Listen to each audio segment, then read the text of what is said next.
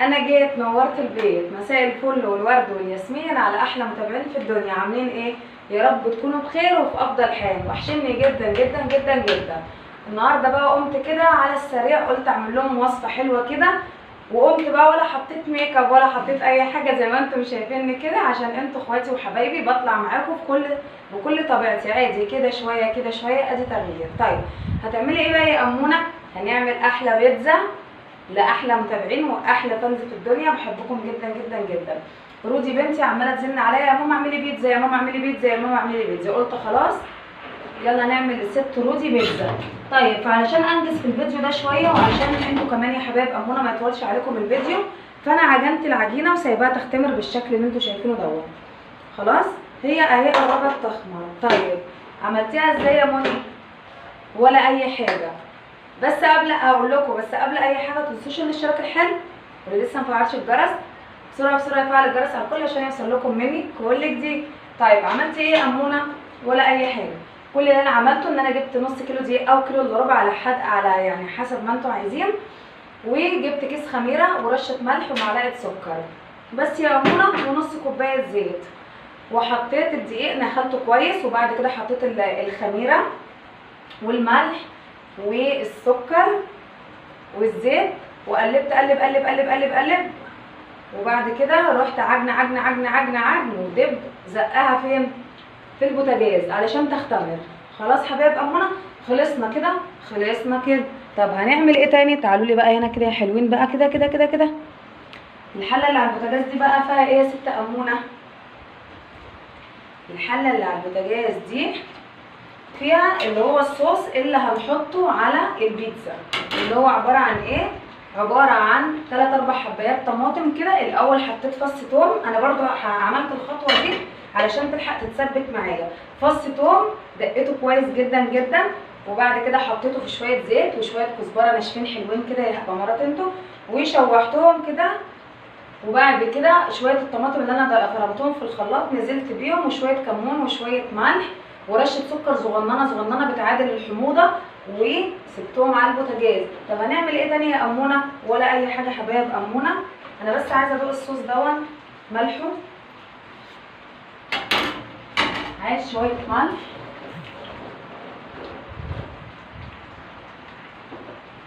ده الصوص اللي هنحطه على وش البيتزايه. طيب هتعملي ايه النهارده يا امونه؟ هتعملي بيتزا بايه؟ الولاد انا كنت هعملها باللحمه المفرومه، قالوا لي لا يا ماما مش عايزين لحمه مفرومه، فجبنا السوسيس او السجق زي ما بتسموه. انا قطعته بالشكل ده اهو، قطعته بالشكل ده اهو، بس سبت واحده كده علشان اوريكم شكله. هو شكله بيبقى كده. خلاص حبايبي، خلاص. ومعايا بصل، ومعايا فلفل وطماطم، ومعايا زيتون اخضر على اسود ميكس، ومعايا استنوا كنت رايحه اجيب الجبنه الموتزاريلا اللي عندي خلصت، مفيش الا القطعه الصغنونه دي فخلصت، فروحت كنا هنجيب الكيس الموتزاريلا.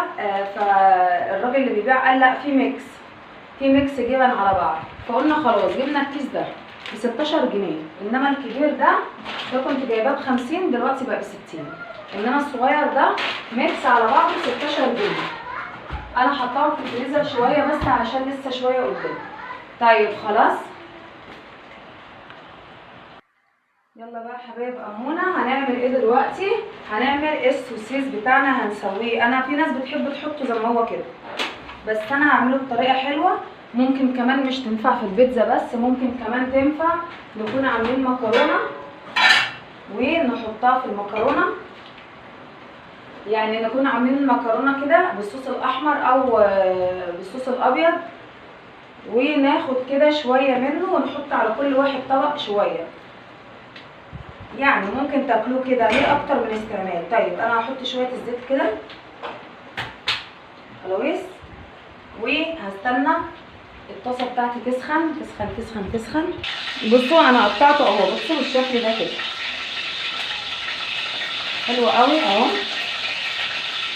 وهو متملح وفيه كل حاجه، يعني ممكن نحطه كده على البيتزا عادي، وممكن ناكله كده. براحتك.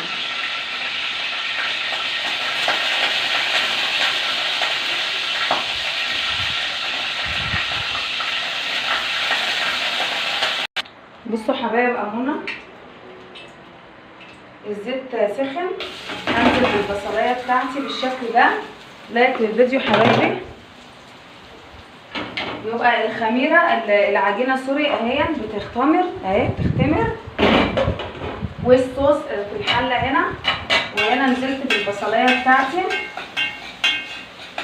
اللي هتاخد اللون الغامق، مش هتاخد اكتر من كده، ورشه ملح عشان تدبل الصوص، تدبل البصل. صوص ايه بس، تدبل البصل بسرعه.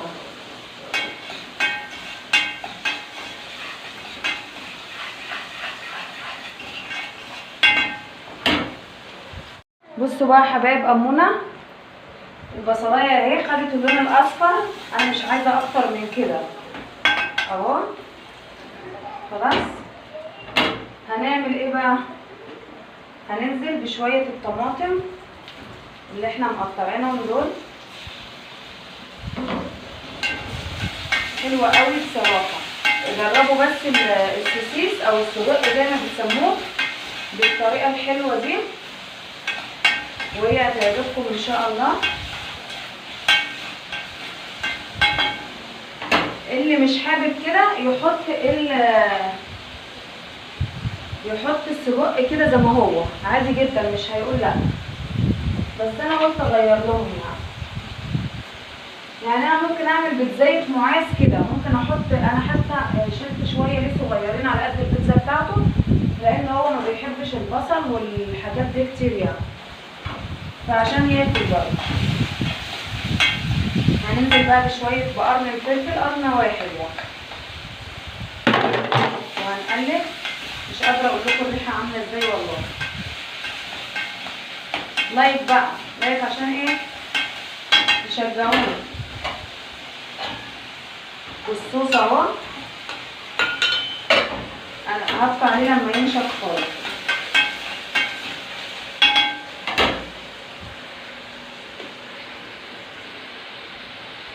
يلا حبايبي حبايبي حبايبي، بصوا بقى. انا اهو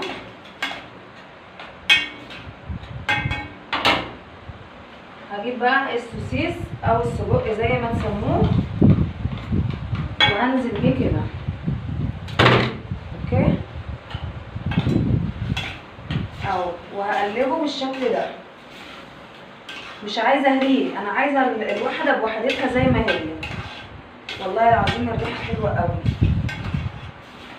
بصوا الجمال، بصوا عظمه على عظمه يا امون. حلو، حاجه كده عظمه. هحتاج شويه ملح صغننين، هو اوريدي متملح فالمفروض ما نملحوش، بس انا حطيت شويه ملح صغننين بس عشان اتبل بيهم الفلفل والطماطم والبصل والكلام ده. سيكه واحده بس، اقل من ثواني وهطفي عليها. والعجينه بتاعتي خلاص هتختمر، والصوص بتاعي خلاص اهو. بيقول يلا يا امونه يدفع عليا ولا ايه بقى اهو. وخلاص يلا نكمل مع بعض. بصوا بقى حبايب امونه، الصوص جاهز اهو. حلو جدا صوص البيتزا، واللي مش عنده ممكن يحط كاتشب. خلاص، وهنا السوسيس او السجق زي ما اتفقنا. جربوها، اهم حاجه ما يتعجنش منكم، يبقى الواحده بوحدتها بالشكل ده. اوعى بقى، اوعى بقى، طعمه فاخر من الاخر اهو. سايبه بس لازم البيتزا، لازم الصوص بتاع البيتزا يتهوى، ولازم السوسيس يعني يبرد، الاتنين يبردوا. اي حاجه تضاف على البيتزا سخنه لا، لازم تبقى طريه عشان العجينه ما تستويش قبل ما تدخل الفرن. العشق تاخدوا حته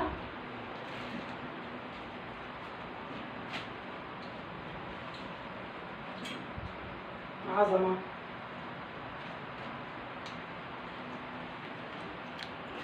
يلا بقى يا حبايب امونا، الفيديو ده لو طول شويه معلش، ده انا كمان يعتبر عامله حاجات قبل الفيديو يعني. خلاص هنجيب صواني البيتزا بتاعتنا اهو. بصوا الطقم ده حلو قوي، هو اساسا للبيتزا اهي، للبيتزا للبسبوسه، بس هو الاساسي بتاعه اهو. دي الكبيره ودي الوسط ودي الصغننه. خلاص هما مغسولين. طب بس انا ايه هعيد عليهم كده برضو ممكن يكون في تراب ولا حاجه. خلاص خلاويص.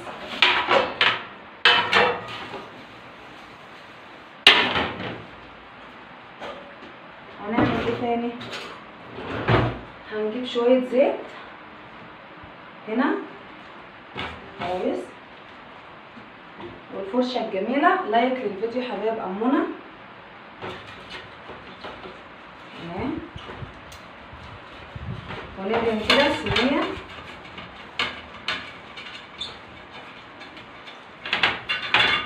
من كل الاتجاهات بالشكل ده.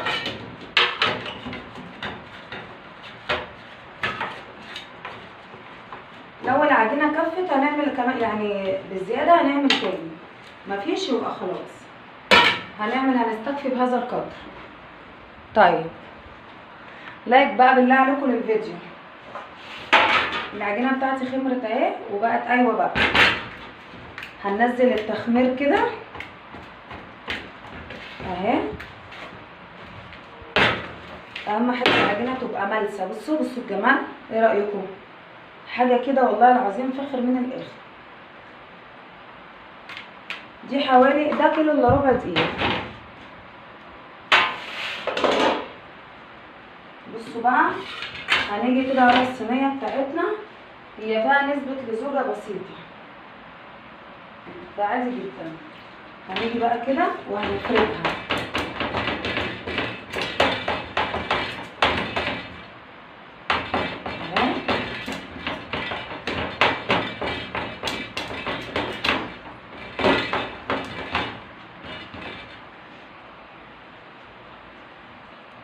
بصوا بقى يا حبايب امونه. انا شغلت فرن البوتاجاز على خلاص، انا خلصت اهو العجينه وفردتها.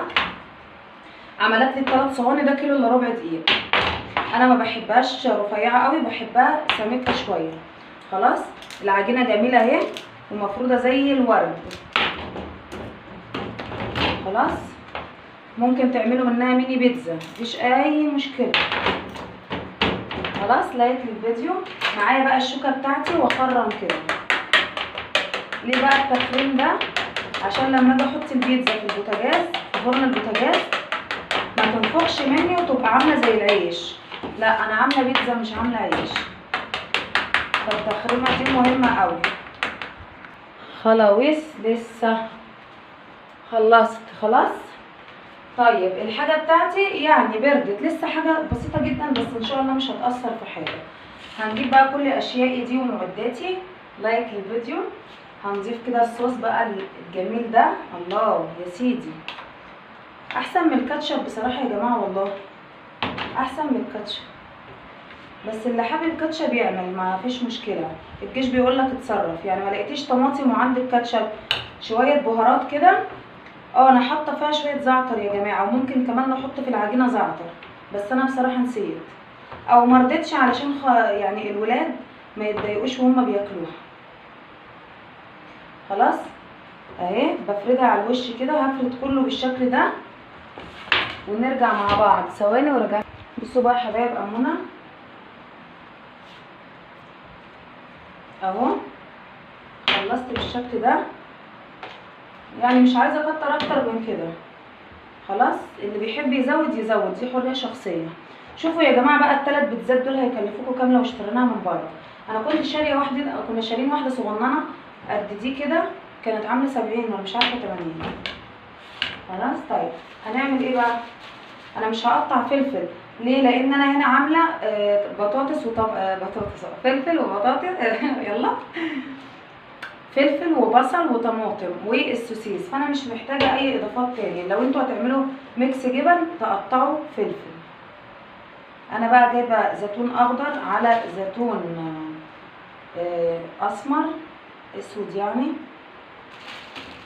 فبالشكل ده هوزعه كده على البيتزا. بصوا يا حبايب امونه شكلها بيشهي ازاي. حطيت الزيتون بالشكل ده، حلوه جدا. هاجي بقى هنا، انا سايبه هنا شويه صغيرين لمعاذ لان انا عارفه ان هو ما بيحبش البصل والبطاطا والحاجات اللي انا عاملاها دي، فانا همسك كده السجق اوزعه كده لمعاذ هنا. ما احنا مش هناكل ونسيب العيال يعني من غير اكل، ده هم اهم حاجه عندنا. فهو دلوقتي بيقول لي يا ماما انا مش هاكل اللي فيه بصل. قلت له انا عامله حسابي. فشفتوا بقى عملت حسابي ازاي اهو، بقطعه له كده بالمقص اهو. اهم حاجه عندي الولاد ان هم ياكلوا.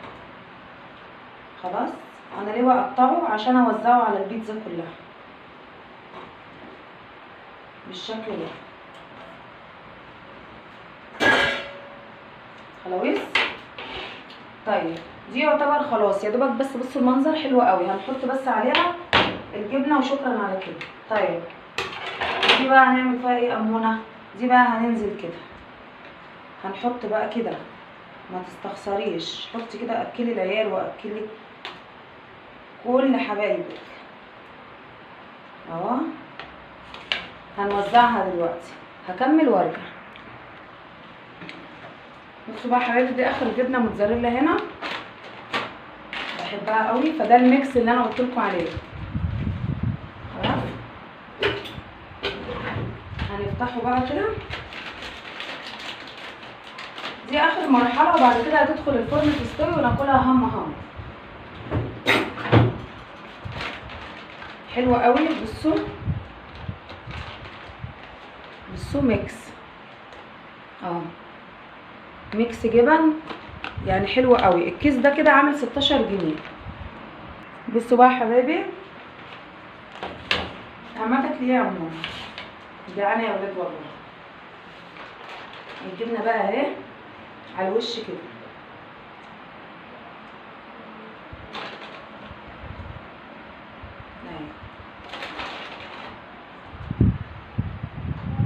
اديها كده على الوش، وبعد كده بقى انا مولعه الفرن على تحت على درجه 200 او 180. وبعد ما تستوي من تحت خلاص هفتح الشوايه تاخد لون من فوق، هي الحاجه مستويه.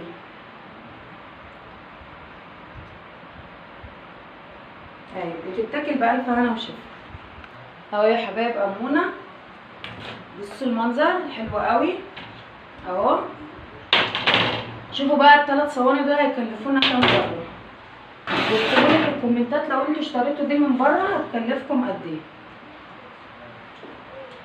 اهو حطينا الصينيتين الكبار والصينيه الصغيره فوق، لما واحده تتحمر من تحت هننزل التانيه فوق وهتستوي وتتاكل هم وكده. هكون وصلت لنهايه الفيديو بتاعنا. اتمنى الفيديو يعجبكم، ان اعجبكم وتحبوني زي ما بحبكم. باي باي.